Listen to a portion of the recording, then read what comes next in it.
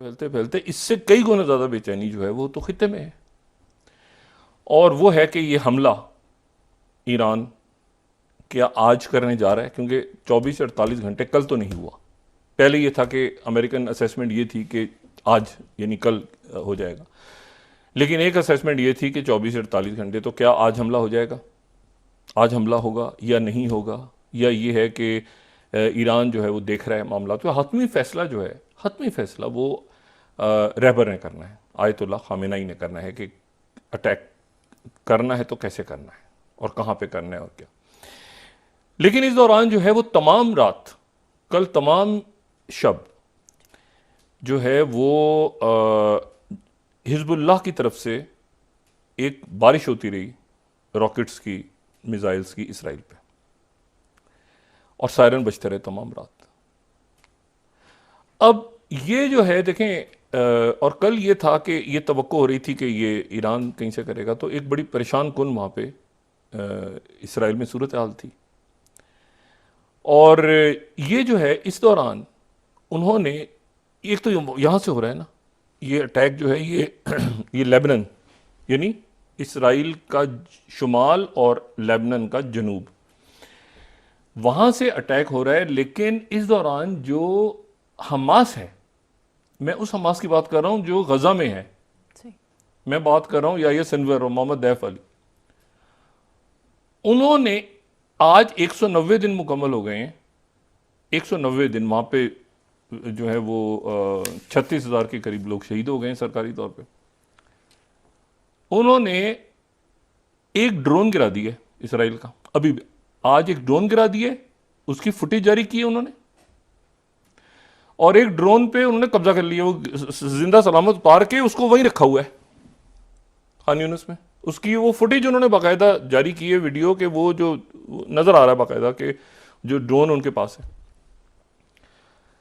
अब मसला यह है कि इन हालात में भी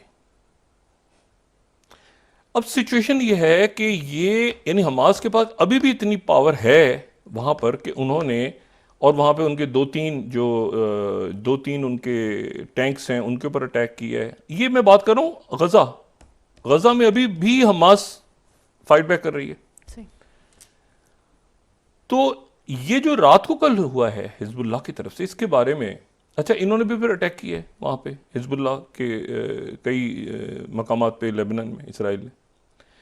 लेकिन इसके बारे में एक जो तासुर है वो ये है कि इसराइल एग्जॉस्ट कर रहा है अपना आयरन डोम जो है।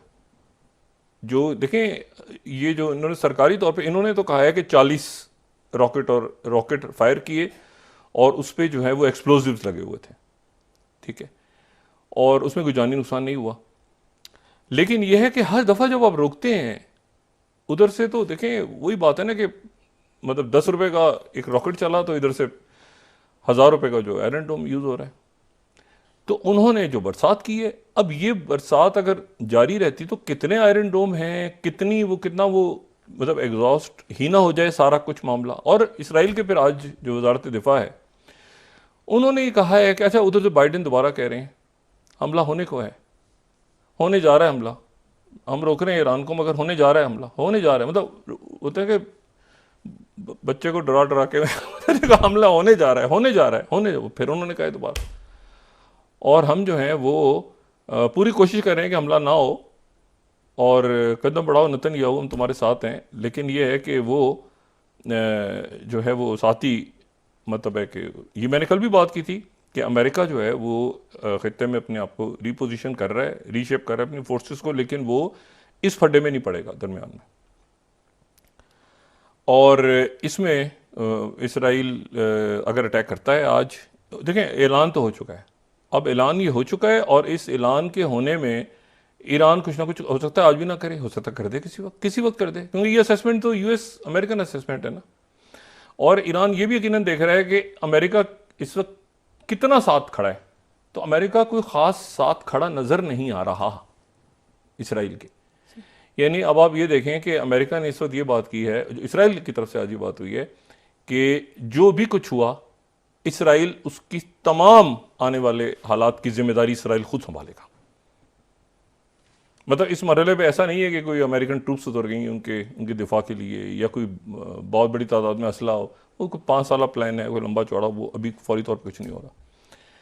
और ईरान जो है वो फौरी तौर पे कुछ करता है, या ये है कि ये एक टीज़र है, उनको ब्लफ कर रहेगा, क्योंकि वो एग्जॉस्ट हो रहा है ना इसराइल, ये अटैक कर देगा किसी भी वक्त। तो ये जो, लेकिन क्योंकि रैबर कह चुके हैं ना कि हमला हम ज़रूर करेंगे, तो वो करेंगे ज़रूर, लेकिन उसको रोक भी वो चाहें तो रोक भी सकते हैं। आखिरी फैसला उनका ही होगा कि कब करना है। ठीक है। अच्छा, इसमें इस पूरी सूरत हाल में आज जो है वो MSC एरीज को एक कंटेनर जो कि मुत्तहदा अरब अमारात की जो फुजैरा की बंदरगाह है, वहाँ से कोई 20 नॉटिकल माइल्स पे इसको जब ये दाखिल हो रहा था आबनाए हुर्मुज़ में, स्टेट ऑफ हुर्मुज़, तो वहाँ पर इसको जो वीडियो आई है सामने उसमें यह है कि एक सोवियत साख्त का जो हेलीकॉप्टर है वो प्रॉपर उतर रहा है, और इस बहरी जहाज़ को वो ईरान पासदारान इनकलाब का जो बहरी दस्ता है वो इसको ले गया अपने साथ। इस पे कोई 20 के करीब फिलिपाइन के जो हैं वो उनका क्रू है इस पे, और ये मुत्तहदा अरब अमारात से गालिबन ये इंडिया जा रहा था। इसको रास्ते में रोका है और रोक के वो ले गए। अभी तक गैलेक्सी जो था उसका हमला भी ईरान इधर हुतीस के पास ही है, ये ज़हन में रखें। ये अब ये ईरान, ये लेकिन प्रॉपर ईरान ले गए, हुतीस के पास, ये ईरान पासदार। ये जो अगर हम नक्शे पे देखें ये आबनाए हुर्मुज़, तो आबनाए हुर्मुज़, आबनाए ये स्टेट का मतलब ये होता है कि दो पानियों को या दो समुद्रों को आपस में जोड़ने वाला जो ज़मीनी पट्टी है दरमियान में, तो उसको वैसे कैनाल भी कहते हैं। जैसे सुइस कैनाल है तो वो मेडिटेरियन को जोड़ रही है रेड सी के साथ, लेकिन वो तो आर्टिफिशियली बनाई गई थी दरमियान में, वो तो उसको तो बाकायदा बनाई गई थी। लेकिन यह है कि ये जो स्टेट है ये कुदरती है और ये दो समुद्रों को जोड़ती है, यानी ये जो है ये खलीज ओमान और खलीज अरब या पर्शियन गल्फ या गल्फ ऑफ ओमान कह लें इसको, खलीज ओमान या खलीज फारस या जो भी इसको नाम दें।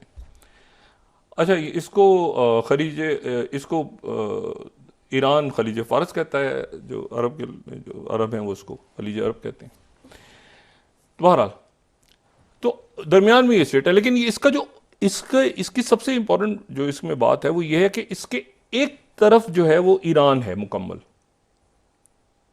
ठीक है, और दूसरी तरफ ओमान है और कुछ इलाका मुत्तहदा अरब अमारात का है। लेकिन अमलन जो है इसको मुकम्मल तौर पे ईरान ही कंट्रोल करता है। और यहां से दुनिया की कोई छठा हिस्सा ऑयल का, यानी वो तमाम तेल जो सऊदी अरेबिया, मुत्तहदा अरब अमारात, कुवैत, इराक, यहां से जितने तेल ने पहुंचना है इंडियन ओशन तक, उसने यहां से गुजरना है। उस ऑयल ने यहां से, ये दुनिया का सबसे स्ट्रेटेजिकली इंपॉर्टेंट ये चोक पॉइंट है। ये 35 से 60 किलोमीटर तवील, और ये यहां से जहाज गुजरते हैं, और 1/3 LNG यहां से गुजरती है। अच्छा, अब जो है वो यानी अरब ममालिक का भी जो ऑयल है वो यहीं से, अब वो ये जो जहाज था इसके ऊपर उन्होंने कहा कि जी इसके ऊपर जो है ये इसका ताल्लुक इसराइल से, और वही एयाल ऑल्फर की जो कंपनी पहले जो ज़ोडिएक के नाम से जो लंदन में रजिस्टर्ड है, उसमें पुर्तगाल का जहाज लगा था, पुर्तगाल का परचम लगा हुआ था, तो वो गुजर रहा था तो उसको ये ले गए। अच्छा, अब सूरत हाल ये है कि अब ज़ाहिर है इसके ऊपर नेगोशिएशन कौन करेगा, कैसे करेगा, ईरान के साथ क्या होगा, क्या, तो वो हो गया। तो ये बहर अहमर जो है, और ये वो जगह रेड सी, आप देखेंगे इससे पहले यहाँ पे एक मुकम्मल मैरीटाइम सिक्योरिटी के हवाले से बात हुई थी कि यहाँ पर जो है वो हुतीज़ के ख़िलाफ़ एक बड़ा मुत्तहदा अलाइंस बनने जा रहा है 20 मुल्कों का, शायद अमेरिकन ने कहा था, किसी ने उसका कुछ कोई आज उनका ना बयान है, ना कोई ख़बर है, ना कोई इतला है कि भाई क्या करना है, खामोशी छाई हुई है उधर वेस्टर्न फ्रंट में। तो ये ईरान ने आज एक यानी इसमें हुतीज़ नहीं, ईरान ने किया अभी। तो अब ये है कि एक्सकलेशन बढ़ रही है, और ये जो शिद्दत बढ़ रही है, ये इसमें जैसे मैंने कहा कि एक स्ट्रेटजी हिजबुल्लाह की तरफ से जो मिसाइल आए हैं, रात को बरसात जो हुई है, उसमें यह है कि आयरन डोम एग्जॉस्ट हो। अच्छा, फिर उसके बाद जो है वो 3 मुल्क नॉर्वे, आयरलैंड, स्पेन, इसी दौरान उन्होंने कहा है कि जी हम फ़लस्तीन को आज़ाद रियासत के तौर पर तस्लीम करने जा रहे हैं। अमेरिका इस वक्त जो है सिर्फ ये कह रहा है कि मतलब है कि हम देख रहे हैं सूरत हाल को, हम देख रहे हैं, मतलब हमारी नज़रों में है सब कुछ, हम सब देख रहे हैं, ठीक है ना, मतलब हम मतलब देख रहे हैं, हम इसराइल के साथ हैं। ऐसा नहीं है कि कोई ईरान की अमेरिका की फ़ौज आ गई हो, ऐसा नहीं है कोई, या कोई असला पहुंच गया हो, या कोई उन्होंने पेट्रियट सिस्टम लगा दिए हो डिफेंस का, ऐसा भी कुछ नहीं है। तो बस एक बयानात, और तो बिल्कुल इसराइल इस वक्त एक अजीब सी पोजीशन में है। ये मैं नेतन्याहू की बात कर रहा हूँ, ये यहाँ तक लाने में नेतन्याहू का हाथ है, क्योंकि ये तो 2 रियासती फार्मूला तो ये तो तय हो चुका थे, मुज़ाकरात भी तय हो गए थे, सब कुछ तय हो गया था, ये तो सारी दुनिया जो है इस पे मुत्तफिक हो गई थी, पेरिस का अकॉर्ड सब कुछ हुआ। ये तो नेतन्याहू जो है वो कहाँ से काम मामला को ले गया, और उसने जो है आखिर में जब देखा कि मुज़ाकरात कंप्लीट होने हैं, तो उसने सफारत खाने पर अटैक कर दिया। सफारत खाने पर अटैक का मतलब है आपने उस मुल्क पर अटैक किया, तो ईरान के सफारत खाने। तो अब मामला ये है, तो ये मामला अब रुकाओ। इसमें एक और इंपॉर्टेंट डेवलपमेंट जिसको हम नज़रअंदाज नहीं कर सकते, वो ये है कि जो इराक के वजीर आजम हैं, इराक के वजीर आजम, इराक का इस पूरे सिनेरियो में, ये इराक है, ये सदाम हुसैन वाला इराक, जहाँ 2003 में अमेरिकन लैंड हुए थे, ये मशरिक वस्ता का पहला मुल्क अफगानिस्तान के बाद जहाँ इराक में लैंड हुए, और फिर उसके बाद तवील दास्तान है। तो इराक के जो वजीर आजम हैं शिया सुडानी, वो अमेरिका पहुंच रहे हैं, और अमेरिका वो पहुंच रहे हैं, और अमेरिका पहुंचने के बाद उनकी मुलाकात वहां पे प्रेसिडेंट बाइडेन से होने जा रही है। इराक के वजीर आजम की पहली मुलाकात है, ये जो सुडानी है उनकी पहली मुलाकात होगी ये प्रेसिडेंट बाइडेन से। अच्छा, इसमें जो है इस मुलाकात में मैं यहाँ पे 16th स्लाइड कोट कर रहा हूँ चाइना की न्यूज़ एजेंसी को, हिंजुआ को। वो कह रहे हैं 16th कि Iraqi PM visit Washington to discuss ending US led coalition presence. इस मौके पे यानी 2003 में अमेरिका यहाँ पर आया था, और 2024 में इराक के वजीर आजम वहाँ जा रहे हैं कि ये यहाँ पे प्रेजेंस ख़त्म की जाए। अच्छा, अमेरिका खुद भी यहाँ से जाना चाहता था, वो भी चाहता था कि एक थोड़ी सी बेस यहाँ रखें और बाकी चले जाए। 2,500 फौज है उनकी। एक वक्त था कोई 1 लाख से तादाद बढ़ गई थी अफगानिस्तान में भी, और यहाँ पर भी, इराक में भी। लेकिन यह है कि अब इराक वहाँ पे जाके, पहले अमेरिका यहाँ आया था, ठीक है, अब इराक के वज़ीर आज़म वहाँ जा रहे हैं कि जी आप यहाँ से चले जाइए। अच्छा, ये खबर चाइना की न्यूज़ एजेंसी दे रही है, लेकिन इस दौरान जो है, और जाहिर है कि माहौल ऐसा है कि उसमें वो यही बात करेंगे, ये तो नहीं कहेंगे कि आप यहाँ रहें। लेकिन एक और बहुत बड़ी, अगर हम इस पूरे सिनेरियो को, इराक वाले को देखें ना, सद्दाम हुसैन के दौर को और आगे पीछे, तो एक और जो कहते हैं ना थ्रोन अंडर द बस, वो हैं कुर्द।